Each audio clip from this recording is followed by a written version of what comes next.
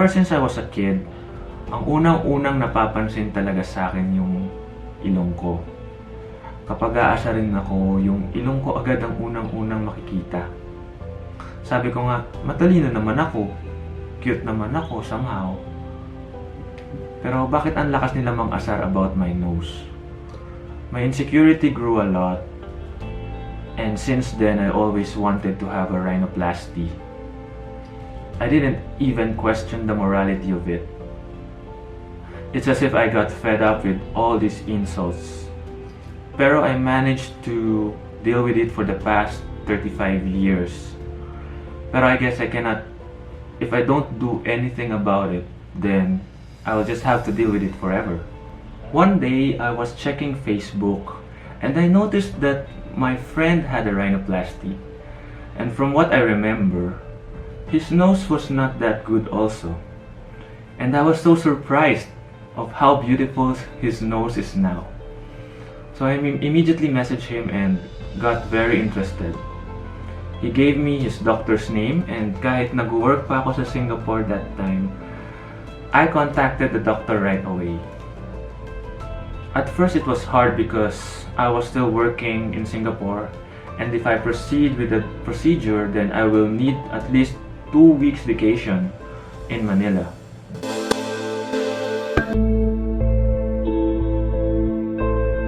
Okay, first you need to consult with your doctor. Before I met him personally, we first messaged in WhatsApp. I even sent him my photos to have his initial findings. And since I was very eager, umuwi ako sa Pilipinas to meet him. By the way, my doctor is Dr. Eric Yapwangko. After all the examinations and consultations, we finally came up with the procedure and schedule for the surgery. My procedure will be Goretex rhinoplasty with T-plasty and alarplasty under general anesthesia. As for the schedule, I consulted him around February and we decided to have the surgery on October. I went back to the Philippines on September 30 and right away I had my lab tests done. They are required to see if you are fit for surgery. The night before the surgery, you will also need to have a medical clearance, so I went to see a doctor. The day of the surgery, I was very excited. Hindi ako kinabahan. Ganun ako ka-confident sa doctor ko. And ganun ako kasisidido to go for it.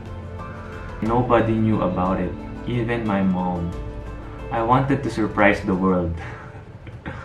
So before I went to the clinic, picture taking kami ng friend ko and my other friend, just to say goodbye to my old nose.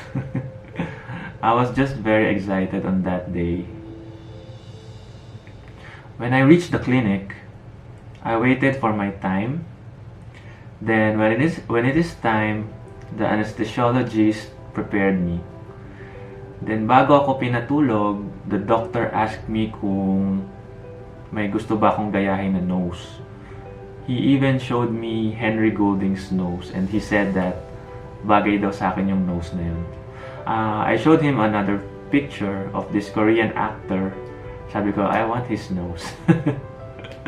So there. After that, they already drew on my nose. Then they started putting anesthesia. That was the time when I got very nervous. Bigla kong naisip, what if hindi na ako magising? Ganong level. But I guess it's too late.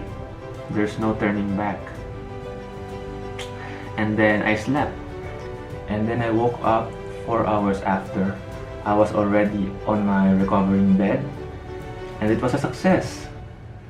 And I have a new nose.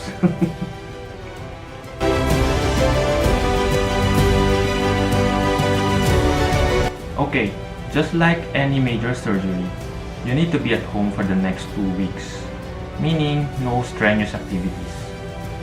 For the first 48 hours, you need to put ice pack on your face para hindi mag-swell. Pero namaga pa rin yung sa akin. If you have AC in your room, buksan mo lang yun para hindi ka mainitan. For the next 2 weeks, I would lie down on my bed na naka-angle na 45 degrees. Bawal kang humiga ng flat. Bawal ka rin tumagilid. Also, bawal ka din kumain ng matitigas, so I just ate lugaw and fruits that time. I will also take antibiotics for 2 weeks, vitamin C for faster healing, and pain reliever. Hindi naman siya masakit actually. It's just uncomfortable kasi there is a splint on your nose. And hindi mo pwedeng galawin yung nose mo kapag makati or something. And you cannot wash your face also.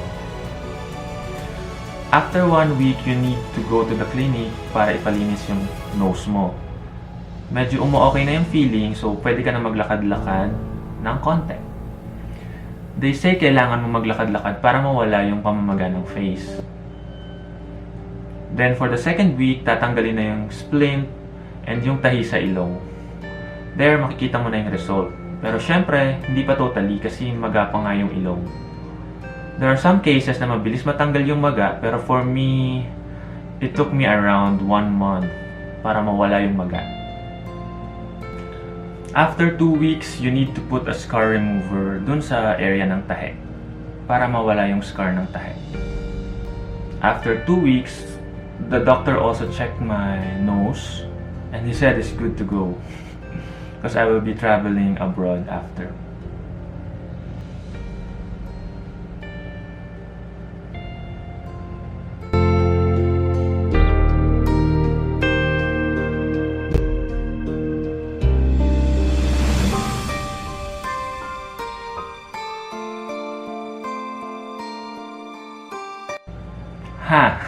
That's the funny part.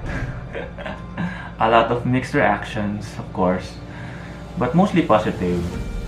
And of course, those negative reactions were from the people that do not matter. So, the reactions don't matter also. Pero ang pinaka-funny na reaction is yung sa mama ko. When I decided to go home, we met in SM kasama yung friend ko. At first, she didn't notice. Mga 1 minute na kami naglalakad. Then, I was just staring at her, smiling. And then, boom! Bigla siyang nagulat and she was so shocked. It was so funny. Ako ilong niya!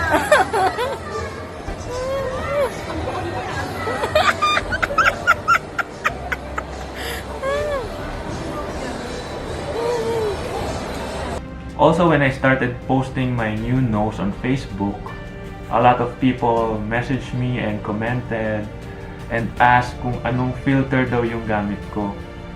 Sabi ko, anong filter? Totoo yan. Late na lang nila na-realize na totoo nga.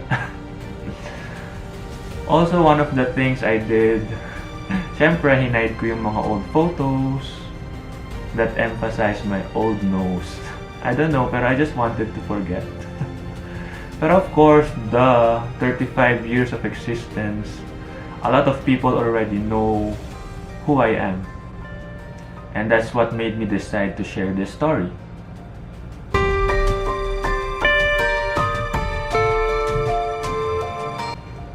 Honestly, I feel good. I feel satisfied.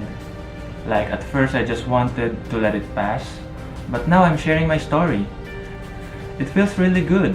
I know there will be different reactions from people, and from what I learned about this is that you need to take all the positives, take it all in, and take out all the negatives.